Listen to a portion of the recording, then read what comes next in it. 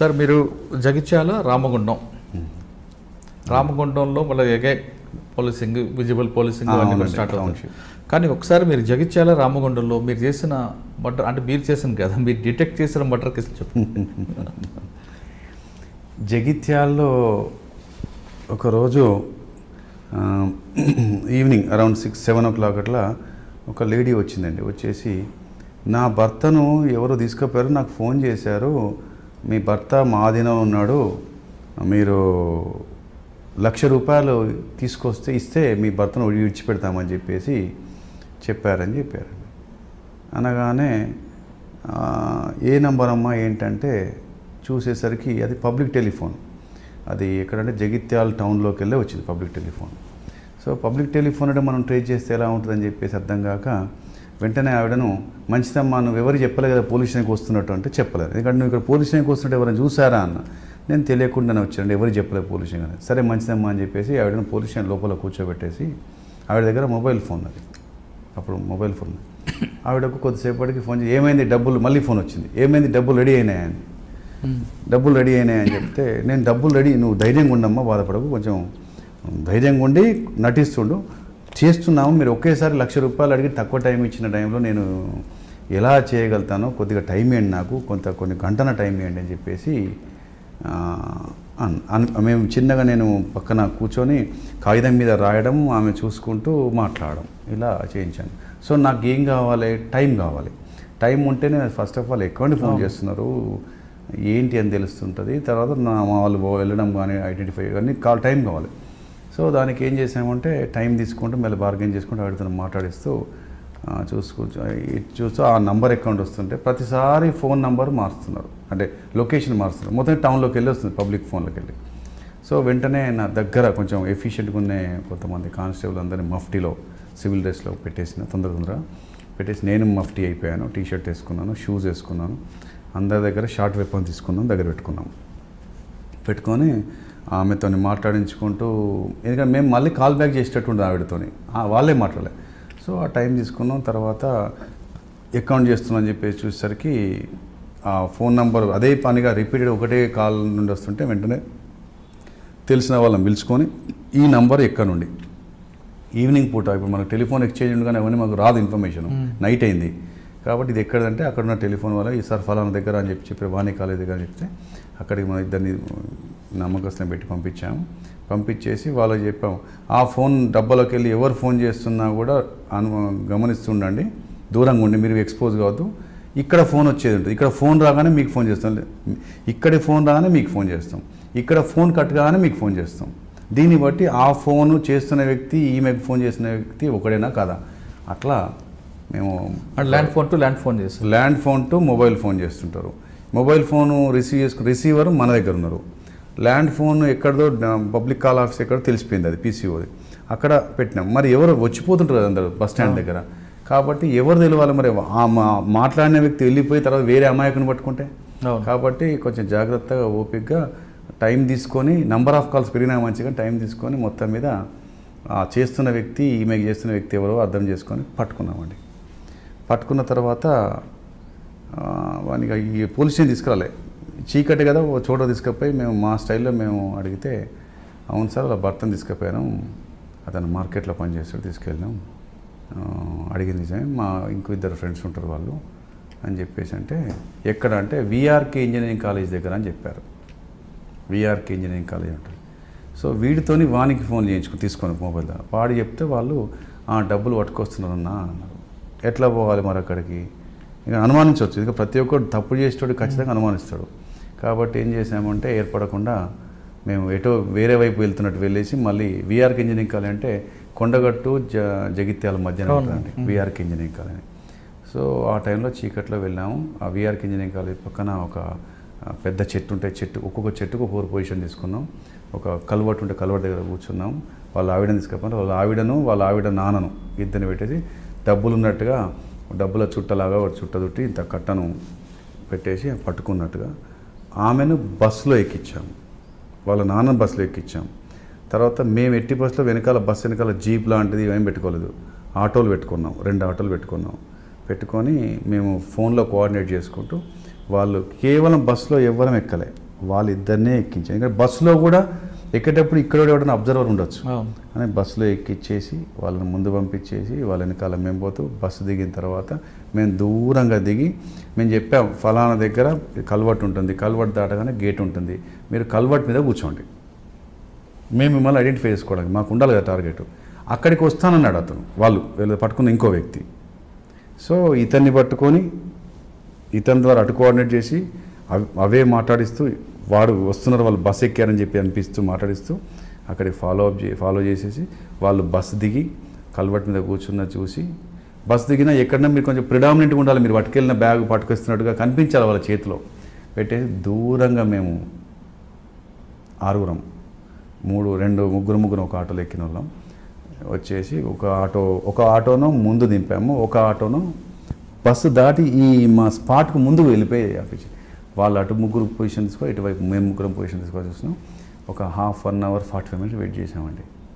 Wait చేసిన తర్వాత చీకట్లోకి వెళ్ళి ఒక అతను ఆ కాంపౌండ్ వాళ్ళ పక్కన దాటుకుంటూ వీళ్ళ దగ్గరికి వచ్చాడు. మేము అప్పటికీ మాకు ట్రైనింగ్ ఉంది కదా, మెల్లిగా ఆ చెట్టు దగ్గర ఉన్న మెల్లిగా క్రాలింగ్లో మోచేతుల మీద మెల్లిమెల్లిగా కల్వర్ట్ కిందికి వెళ్ళాము. ఇక్కడ దగ్గర చూస్తే మా నీడ చూసినా డేంజర్, ఎందరున్నో తెలియదు. దగ్గరికి వెళ్ళి ఆడ కూర్చున్నాం. కల్వర్ట్ కింద మేమున్నాం, కల్వర్ట్ మీద వాళ్ళు కూర్చున్నారు. వాళ్ళ దగ్గరికి మనిషి వచ్చాడు, వాడిని ఎగ్దం అందుకొని అదే విఆర్కి ఇంజనీరింగ్ కాలేజ్ లోపల తీసుకెళ్ళాం. ఎవరు లేరు, వాచ్మెన్ కూడా అక్కడ లేడు. 4 అంటించాం. ఏంటి అంటే ఎక్కడన్నాడు అంటే వాళ్ళు విఆర్కి ఇంజనీరింగ్ కాలేజ్ వెనకాల గుట్ట ఉందండి, ఆ గుట్ట ఏటవాళ్ళ ప్రాంతాన్ని తీసుకుపోయి అక్కడ తీసుకెళ్ళి అక్కడ కట్టేశారండి. అత్యంత కిరాతం దారుణం. జేవైర్ అంటుందంటే జేవైర్తో 2 చేతులు కట్టేశారు, కాళ్ళకు కట్టేశారు, నోట్లో రాయి పెట్టి గుడ్డ పెట్టేశారు అరవకుండా. అప్పుడండి నేను ఇతన్ని బతికించుకోవాలని చెప్పేసి అని అక్కడి నుండి అతన్ని మోసుకొచ్చామండి. ఆ గుట్ట దిగి ఎత్తుకొచ్చాము.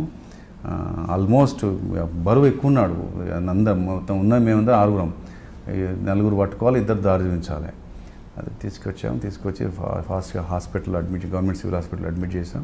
ఇటు ట్రీట్మెంట్గా అక్కడ దొరికింది 2, కల్వర్ట్ కాడ 1, ఇంకోటి ఇక్కడ 4 దొరికారు.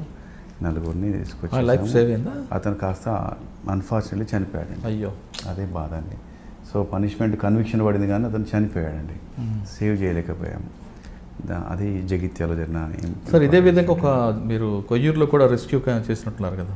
ఎస్ అండి, కొయ్యూరులో కూడా 2001 సంవత్సరం అంటే ఎగ్జాక్ట్లీ ఇప్పటికి 20 సంవత్సరాలు అయిందండి.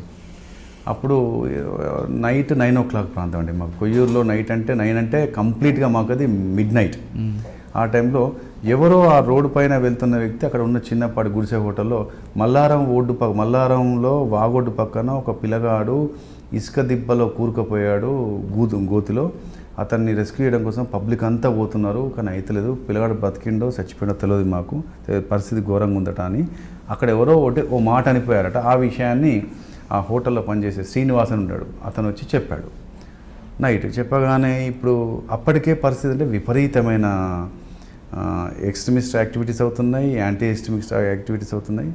సో అంత ఈజీగా బయటికి వెళ్ళడం, సడన్గా ఇప్పటిలాగా స్పాట్ మీదకి, క్రైమ్ సీన్ మీదకి వెంటనే నిమిషాలలో క్షణాల్లో వెళ్ళే పద్ధతి లేదండి అప్పుడు. ఎస్, వెయిటెడ్ అంబుషన్ అంటారండి మా భాషలో మేము. సో ఏంటంటే ఒక ఇన్సిడెంట్ జరగకున్నా లేకున్నా జరిగిందని చెప్పేసి అక్కడికి పోలీస్ని పిలిపించే ప్రయత్నం చేయడం.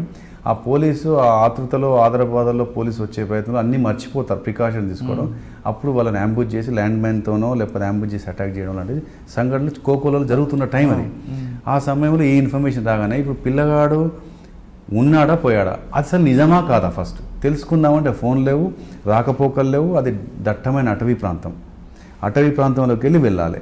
అంతకుముందు అదే ఏరియాలో కొయ్యూరులో ఒకటి సెంట్రల్ కమిటీ మెంబర్స్ ఎన్కౌంటర్ అయిన ప్రదేశం, ఆ ప్రదేశం దాటి వెళ్ళాలి. ఆ టైంలో పోనీ వైర్లెస్, అప్పుడు మాకు ఫోన్స్ లేవండి, ఓన్లీ వైర్లెస్ సెట్ ఉండేది మాకు. వైర్లెస్ సెట్లోనే చెప్పాలి. వైర్లెస్ సెట్లు ఆఫీసర్కి చెప్తే మాకు డిఎస్పీ అప్పుడు ఎక్కడ ఉంటుంటే హైదరాబాద్ గోదావరికని డిఎస్పీ ప్రస్తుతం joint commissioner east Ramesh sir అక్కడ. He was DSP, our DSP. Ramesh sir was DSP. So చెప్పుదామంటే చెప్తే ఎట్టి పరిస్థితుల్లో మీకన్నా పిచ్చా, రకరకాల ఇట్లే ఇన్ఫర్మేషన్స్ వస్తాయి, మీరు తొందరపడిపోతే సస్తారు అని చెప్పేసి అంటారు. కాబట్టి అందులో డౌటే లేదు, మనకు పర్మిషన్ రాదు. కానీ నాకు లోపల ఏదో నాకు అప్పుడు ఎంత అంటే నాకు 23 ఏళ్ళ వయసు. 24 ఏళ్ళు. ఇది ఏంటి తెలుసుకుందామంటే ఎవరు అర్థమవుతలేదు, టెన్షన్ పెరుగుతుంది, సచ్చుడేమనిపిస్తుంది.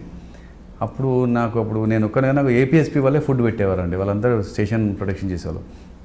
అందులో యాక్టివ్గా ఉండే పిల్లల్ని కొందరిని ఏరాను, అందరినీ AK-47లు SLRలు పట్టుకోవాలని చెప్పాను. నేను AK-47 తీసుకున్నాను, ఒక పిస్టల్ తీసుకున్నాను. మొత్తం కలిపి మేము 5, 6, 7, 8 మంది మేమండి. నేను నా గన్మెన్ వాళ్ళ 8 మంది. మరి వెళ్ళడం ఎట్లా అని చెప్పి చూసుకొని ఒక నా గన్మెన్కి చెప్పాను, చూసుకుంటుండు ఏదైనా జీప్ వెళ్తే పట్టు, ఏదొచ్చిన వెహికల్ పట్టు. మోస్ట్లీ జీప్ తిరిగే అవకాశం నైట్ పూట, అది మంతిని కాటారం నుండి మంతిని కాటారం పోతుంది. సో వెహికల్ పట్టు అని చెప్పిన. కొంతసేపటికి ఒక లక్కీలీ వెహికల్ వచ్చింది, ఒక జీప్. దాని జీప్ మొత్తం ప్యాసింజర్స్తో సహా పోలీస్ స్టేషన్ లోపల తీసుకురామన్న.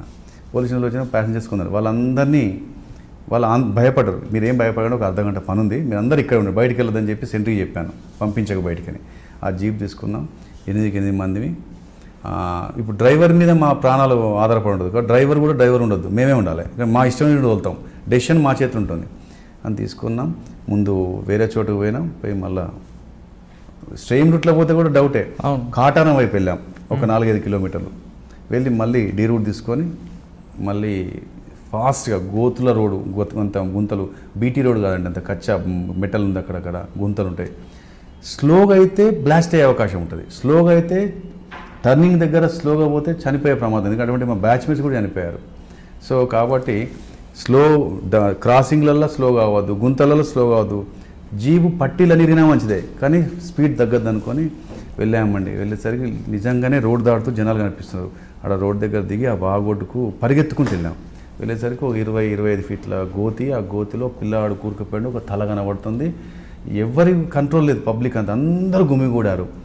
తీస్తూనే ఉన్నారు, మట్టి వస్తలేదు, తీస్తుంటే కూలుతుంది నా కళ్ళ ముందు కూడా. అప్పుడు ఏంటంటే ఆలోచించాను ఒక్క నిమిషం, ఎందుకు ఇట్లా అవుతుందంటే చుట్టూ ఉన్న ప్రజల యొక్క వెయిట్ ఎక్కువ అవుతుంటే ఆ ఒడ్డు అంతా దరి అంటారు, అది కూలుతుంది. ఫస్ట్ ఏం చేయాలి, ఉన్న 4 కానిస్టేబుల్తో మొత్తం 4 దిక్కులు పెట్టి మొత్తం దూరం పెట్టండి.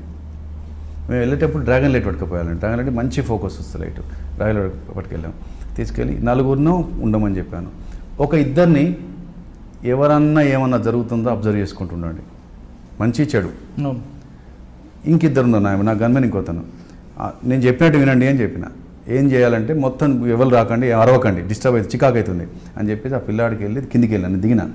దిగి ఆ పిల్లాడితో మాట్లాడి ధైర్యంగా ఉండు, ఏం పేరు అంటే వదలన్నాడు. ఏంది నీకు నువ్వు లేవలేవా అంటే కొంచెం మట్టి తీసింది, లేస్తాడు. ఎందుకంటే నా కాలు బకెట్ ఇరికింది సార్ అన్నాడు.